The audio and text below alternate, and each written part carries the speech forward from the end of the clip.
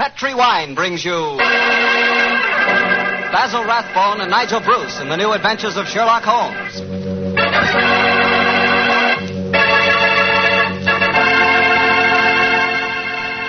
The Petri family, the family that took time to bring you good wine, invite you to listen to Dr. Watson tell us another exciting adventure he shared with his old friend, that master detective, Sherlock Holmes.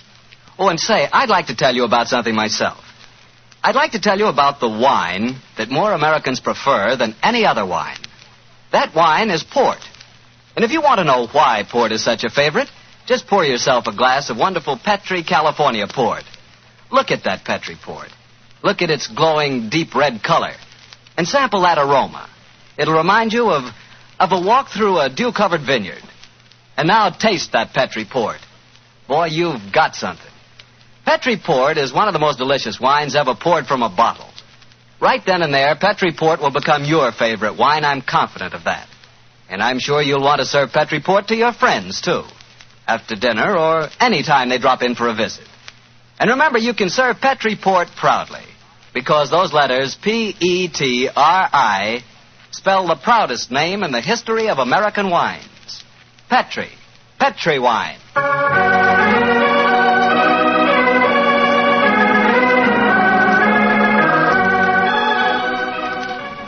And now I'm sure our good friend Dr. Watson's ready for us. Let's go in and join him. Come in. Ah, there you are, Mr. Bartell. Good evening. Excuse me, Dr. Watson. I didn't know that you had company. Shut the door, my boy, and come in and join us. Let me introduce you, Mr. Bartell.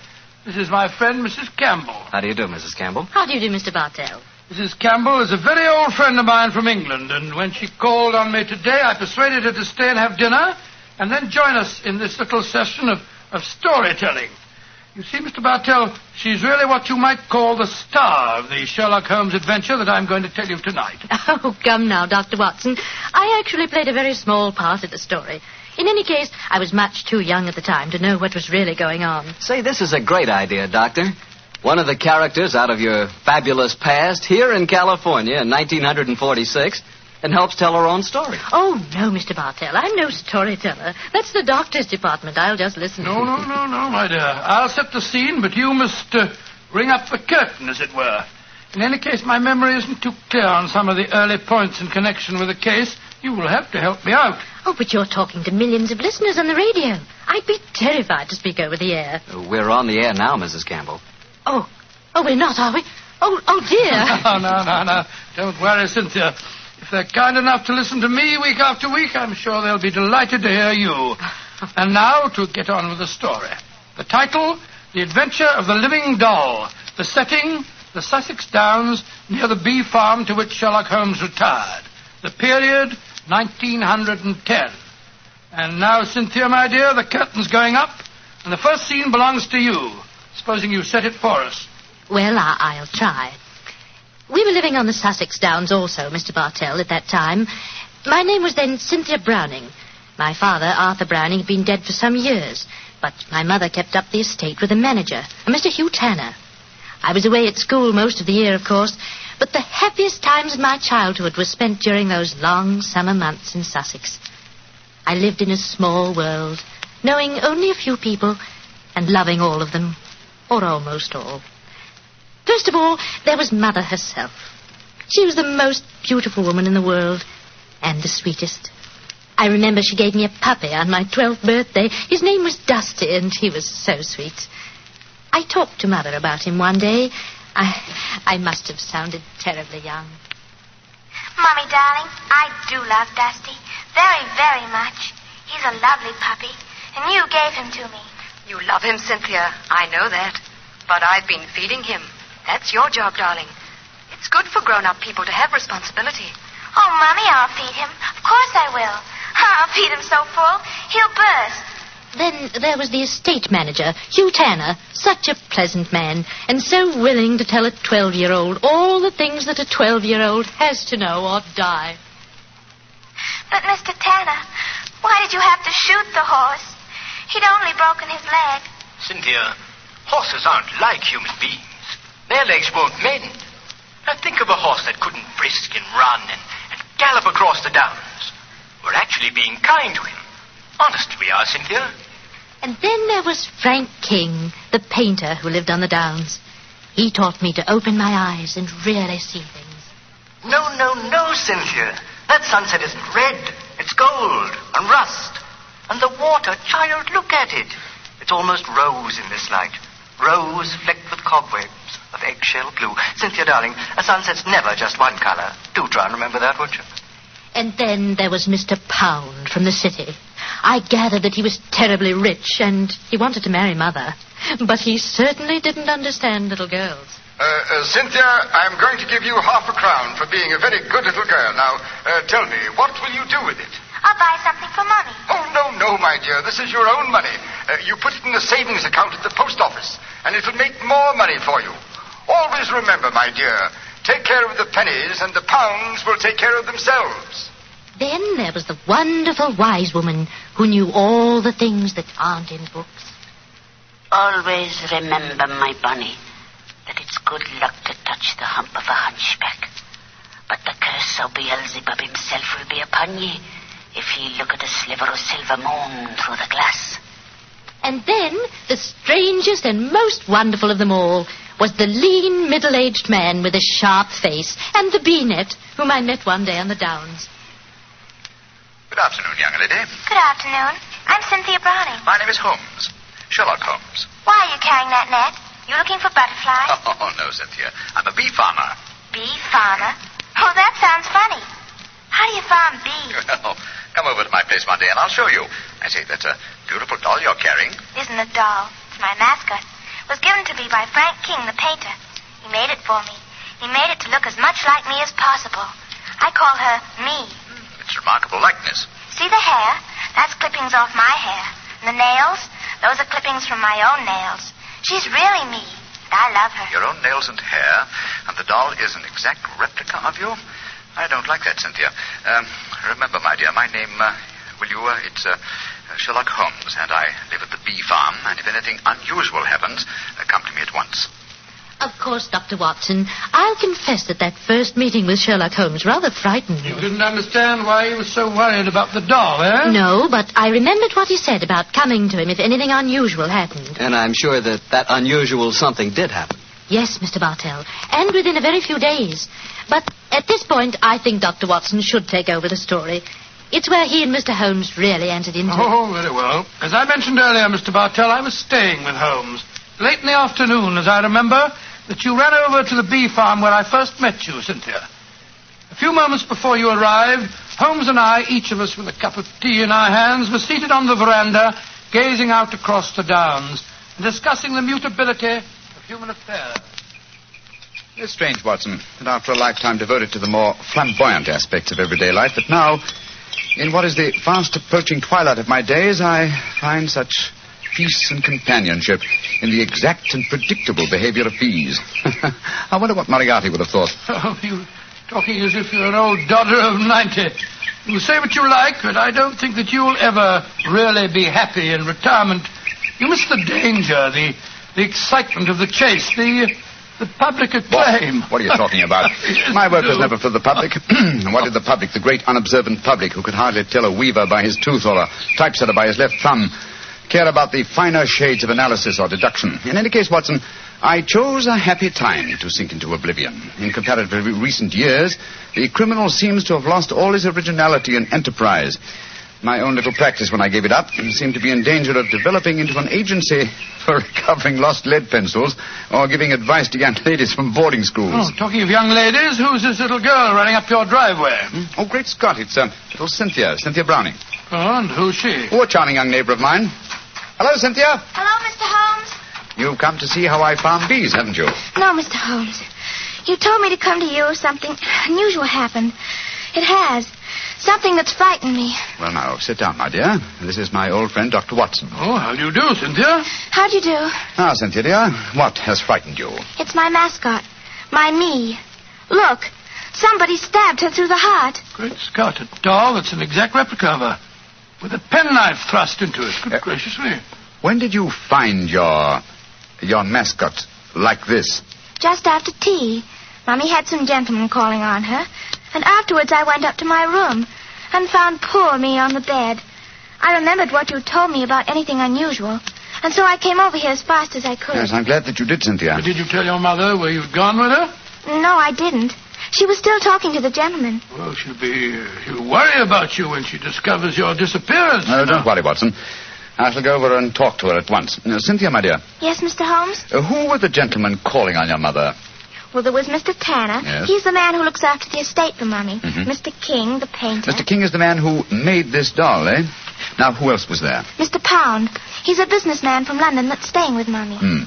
And they were all present in your house when you found the mascot lying on the bed.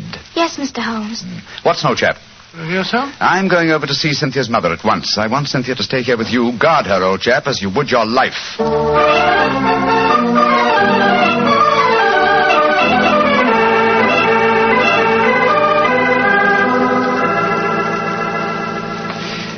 Mrs. Browning, I know I must seem like an intrusive neighbor, but possibly you've heard of me. My name is Holmes, Sherlock Holmes. Well, who hasn't heard of the famous Sherlock Holmes?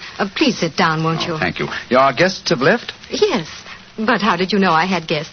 I know you're a great detective. Your charming little daughter, Cynthia, came over to see me half an hour ago. She told me. So that's where she went. Did she come back with you? No, Mrs. Browning. I felt it safer that she remained at my place for a while. My friend Dr. Watson will look after her. I'm afraid she may be in danger. In danger? Mr. Holmes, what makes you say that? You know your daughter's doll, the one fashioned in her own likeness and with her own hair and nails? Of course. Frank King made it for her. While you were at tea this afternoon, your daughter found the doll lying on her bed with a penknife stuck through its heart. That's very peculiar. But I don't see that she should be in any danger because of it, Mr. Holmes. Mrs. Browning, certain practitioners of magic believe that if a doll like effigy is made of a human being and the effigy is then mutilated, that a similar fate will befall the living original. But, Mr. Holmes, that's black magic. You can't possibly believe in it. Not in the results of stabbing a doll, Mrs. Browning, but well, it's possible that someone is trying to kill your daughter. To kill Cynthia? Oh, no. It may be more than a possibility, I'm afraid. And when these magical means fail, they will turn to more direct methods. But who could possibly want her death? You have not remarried, Mrs. Browning? No, I feel it my duty to devote my life to Arthur's child, Cynthia. Yes, then anyone wishing to marry you might feel that Cynthia stood in the way. But that's absurd. But logical, Mrs. Browning. Do you mind if I ask you a very personal question? With Cynthia's safety at stake, you may ask any question. Are any of the three men who were present at tea this afternoon desirous of marrying you? Well, Please be completely honest, Mrs. Browning. At different times, they've all asked me to marry them, yes. And you won't contemplate marriage because of your dead husband's child? Tell me, Mrs. Browning, have you seen this penknife before? It was the one found stuck through the doll's heart. I don't think I've ever seen it before. One final question. Would anyone among Cynthia's acquaintances have a knowledge of the practice of magic? Well, the old woman that Cynthia called the wise woman might. Oh, who might she be? A strange creature that lives in some hovel on the downs near here. Mm-hmm. She brews weird concoctions with herbs, love philters, and all that sort of thing. I'd be a suitable companion for your daughter, Mrs. Browning. I know it, Mr. Holmes. I've told Cynthia over and over again that she mustn't stray off and see the old woman. But you know how disobedient children are at her age.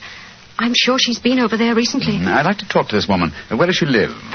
I don't know exactly, but Frank can take you there. He used her as a model. Frank King, the painter? Yes, he lives in the village. Then I shall call on him at once and persuade him to accompany me.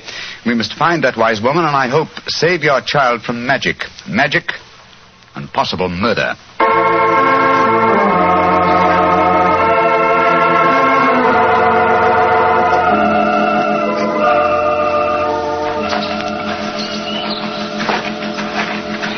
Much further, Mr. King? Only a few more yards, Mr. Holmes. A little cottage is just behind the trees there. It's a pretty broken-down place. The poor old girl has only a few pennies to her name, I imagine. Mrs. Browning was telling me that you used this old woman as a model. Yes, she was a fascinating subject. I painted her. She was mixing up some devil's concoction of herbs and spices. I had her standing over a smoking cauldron with the firelight playing on her. It was quite effective. Yes, it must have been. The subject of witchcraft appeals to you, Mr. King? Well, I don't know anything about it. It was just that she was such a wonderful subject for a painter. Here we are. I'll knock on the door.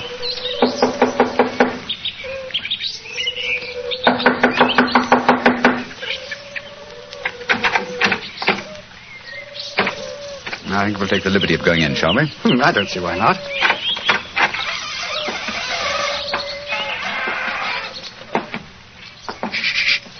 What is it? Listen. Came from that room. Someone is here. Come on. Look at her. Look at her head. Poor devil. Yes, she's still alive. She isn't long for this world. Can you hear me?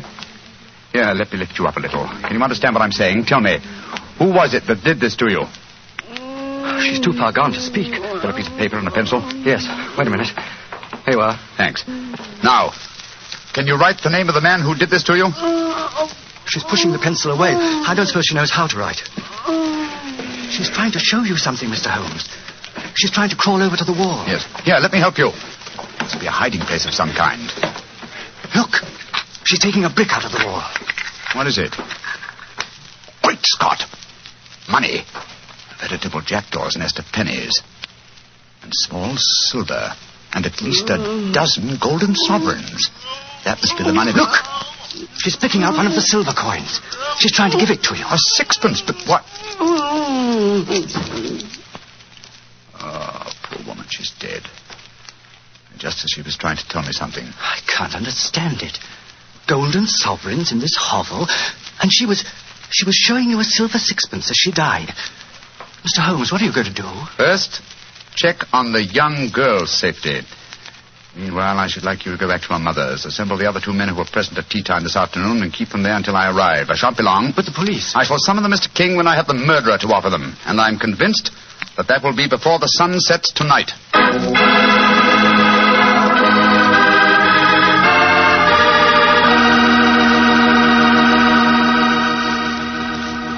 We'll hear the rest of Dr. Watson's story in just a second. Time enough for me to mention another wonderful Petri wine. Petri California Muscatel. If you like that subtle muscat flavor, and who doesn't, you really like Petri Muscatel. Petri Muscatel is a clear golden wine that is just as much a hit with the ladies as Petri Port is with the men.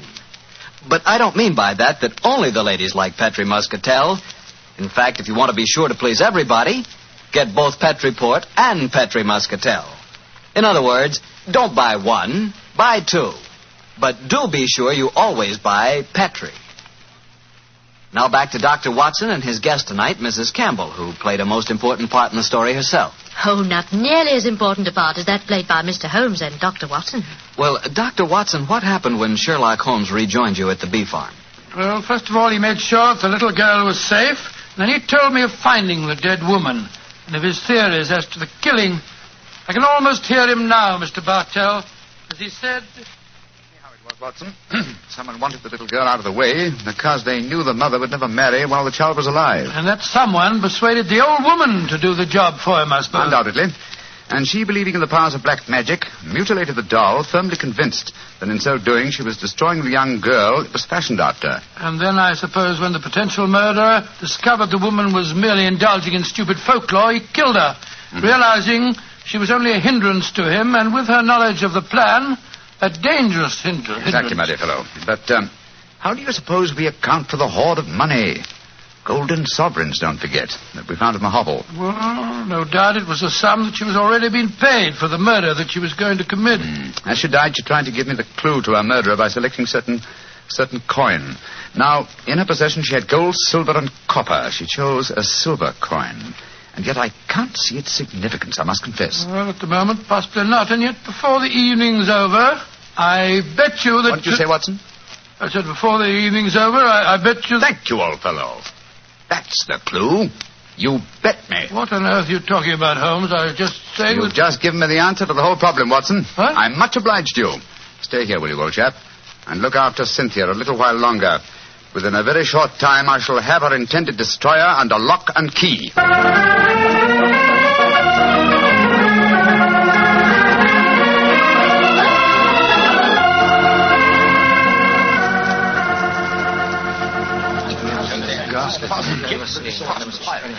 Mr. Holmes, I'm glad you've come. I've had the greatest difficulty in persuading these three gentlemen that their presence was necessary. Within a few minutes, Mrs. Browning, two of them will be entirely free to leave if they want to. Mr. Holmes, I think it'd be a good idea to tell everyone what happened. Yes, Mr. Pound, I think it'd be a good idea to tell everyone what happened. Yes, how do you do, Mr. Pound? How do you do, Mr. Holmes? Look here. If there's some scandal down here... there is, Mr. Pound. Then I want my name kept out of it. You hear? I have a seat on the London Stock Exchange. Oh, very comfortable for you. Yes. And the other gentleman, by the process of elimination, must be Mr. Hugh Tanner, the manager of your estate, Mrs. Browning. Yes, I'm Hugh Tanner. And now, Mr. Holmes, supposing you tell us what this is all about. I'm a straightforward man, and all this mystery is rather aggravating. Something has happened. Something that concerns us all. What is it? Murder. Murder? Murder? Good Lord, who's been murdered? An old woman who lived in the village. Your daughter, Mrs. Browning, referred to her as the wise woman. Mr. King and I found her tonight in a cottage on the Downs, beaten to death. Murdered. Well, that's shocking, but what's it got to do with us? I'll explain, Mr. Pound. Each one of you, I believe, would like to marry Mrs. Browning. Her daughter, Cynthia, is an obstacle to such a marriage. One of you decided to remove that obstacle and engaged the wise woman to carry out the plan. Finding the woman clumsy and ineffective, you decided that she was a dangerous witness, and so you murdered her. Fortunately, the poor woman, as she was dying, gave me the clue to her murderer. But how did she do that, Mr. Holmes? I thought you said that she died without speaking. She did, Mrs. Browning, but she gave me the clue nonetheless, though I was shockingly slow in spotting it. Well, what was the clue? Yes, let's stop being mysterious and come out into the open. You were with me, Mr. King. As she died, I shall let you tell them. Well, she was dying, unable to speak when Mr. Holmes asked who had attacked her. She couldn't write, but she showed him a hoard of copper and silver coins and a dozen golden sovereigns. Sovereigns in a hovel like that? Oh, I see. She meant her murderer was the man who had paid her. And with all that ill-gotten wealth, she died clutching a silver sixpence. And you still don't see who the murderer is? Come along, gentlemen.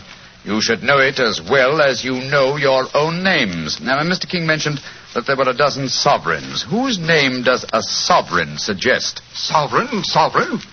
King! You, Frank King, were the murderer. Oh, that's ridiculous. The old woman wasn't exactly a mastermind. Why should she be so indirect? And how much is a sovereign worth? £1. And your name, my friend, with a seat on the London Stock Exchange is Pound, isn't it? This is absolutely absurd. I can prove that I've never even met the woman. Well, what is the answer, Mr. Holmes? I'm sure that you know it. The answer is obvious, Mrs. Browning, though I'm ashamed to say that a chance remark of Dr. Watson's gave me the clue. Oh, now look here. Stop beating about the bush, Holmes. What is the answer? A very simple one, Mr. Pound. With 12 golden sovereigns at hand, sovereigns that would suggest either the name of King or Pound, what coin did the dying woman select? A sixpence. Exactly. A humble silver sixpence. And what is the common slang word for a sixpence? A tanner. Precisely. Which tells us that you, Mr. Hugh Tanner, killed the wise lady. Try and prove it. That's all. Just try and prove it.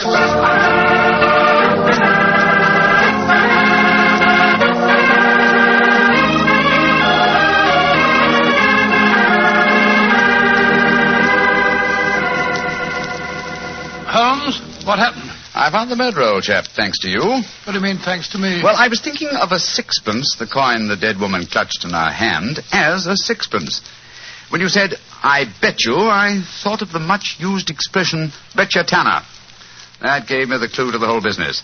The dying woman was obviously trying to indicate that Hugh Tanner was her murderer. He confessed, you say, before the police arrived. Yes, after Frank King, the artist, had started to give him something of the thrashing he deserved. Oh, I take no particular pride in the case, Watson. Without your chance remark, I might easily have overlooked this obvious clue that the dying woman gave me. As I've said before, old chap, I should not attempt to emerge from my retirement. Yes. It's obvious that my reflexes are shockingly slow. Rubbish. The police would never have solved it. Oh, my dear Watson, when you compare me with the police, I realize that my retirement should be permanent. By the way, where is Cynthia? Well, I arranged with your housekeeper for her to have an early supper. Some kippers, a poached egg or two, a piece of that treacle tart we had last night, and a pot of tea. Oh, for a 12-year-old girl, my dear Watson, this is an occasion when I might accuse you of being a potential murderer. Oh, come now, Holmes, you know perfectly well. Here she comes now. Hello, Cynthia. Did you enjoy your supper? It was lovely. Thank you, Mr. Holmes. Is everything all right? Can I go home now? Yes, Cynthia. Everything's all right. Tell me, my dear, did you ask Mr. King to make that mascot for you? Yes, Mr. Holmes. The wise woman told me it would bring me luck. Oh, yes, I thought so. Mr. Holmes, will everything be just like before? No, not quite, Cynthia. Mr. Tanner and the wise woman have gone away. You won't see them again. Oh, dear. But you have new friends here, haven't you? Yes, and nice ones. Remember that, Cynthia. We'll always be your friends. I will, Dr. Watson. I like you both so much. Ah, I'm glad. And tell me, Cynthia, do you like Mr. King, the artist? Oh, yes. Almost as much as I used to like my daddy. Uh-huh. He's like my daddy, a little. Oh, I'm glad to hear you say that, Cynthia. Tell your mother the same thing, will you? I think it might change a peculiarly foolish notion of hers.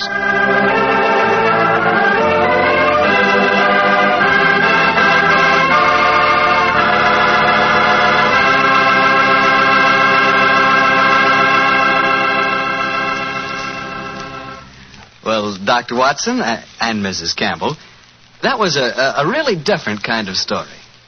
I'm sure glad you were here tonight, Mrs. Campbell. Tell me, has Dr. Watson changed much since you last saw him? Well, yes. I think he's grown handsomer. No. And what about Mrs. Campbell, Doctor? Has she changed? Well, she's more grown up than the last time I saw her, but she hasn't changed much in one respect. What's that, Doctor? Your appetite, my dear. Oh. I remember how Holmes was amazed at the amount you ate when you were a child, but you certainly had just as hearty a dinner this evening. Well, that was your fault, Doctor. Your dinner was too good. Oh, Cynthia, don't talk about the wine. Well, why shouldn't I talk about the wine? It was wonderful. Sure it was. It was Petri wine, that's why. You see? Now you got him started. And Mrs. Campbell, Petri wine is always good wine. That's because the Petri family has been making wine for generations. Ever since long ago when they started the Petri business, winemaking has been an art with the Petri family. It's a tradition, a heritage that they've handed on down from father to son, from father to son. Believe me, when it comes to turning luscious, sun-ripened California grapes into fragrant, delicious wine, well, you can bet your last dollar that the Petri family really knows how. No matter what type wine you prefer, for any occasion, you just can't miss with a Petri wine, because Petri took time to bring you good wine. Well, Dr. Watson, what new Sherlock Holmes adventure are you planning to tell us next week? Well, as next week, as St. Patrick's Day is only about 6 days away, Mr. Bartell, I thought next week that I'd tell you a rather unusual story that took place at Ireland at the turn of the century. It concerns the famous ceremony of kissing the Blarney Stone, St. Patrick's Night Revel, and an old Irish ballad that led directly to one of the most devilish murders that Sherlock Holmes and I ever encountered.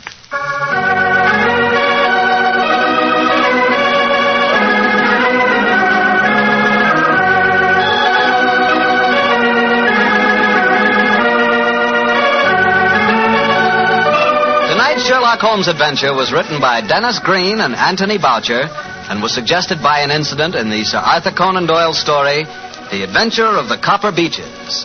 Music is by Dean Fossler. Mr. Rathbone appears through the courtesy of Metro-Goldwyn-Mayer, Mr. Bruce through the courtesy of Universal Pictures, where they are now starring in the Sherlock Holmes series. You can read about the stars of our broadcast in the April issue of Everybody's Digest. The Petri Wine Company of San Francisco, California, invites you to tune in again next week, same time, same station. Sherlock Holmes comes to you from our Hollywood studios.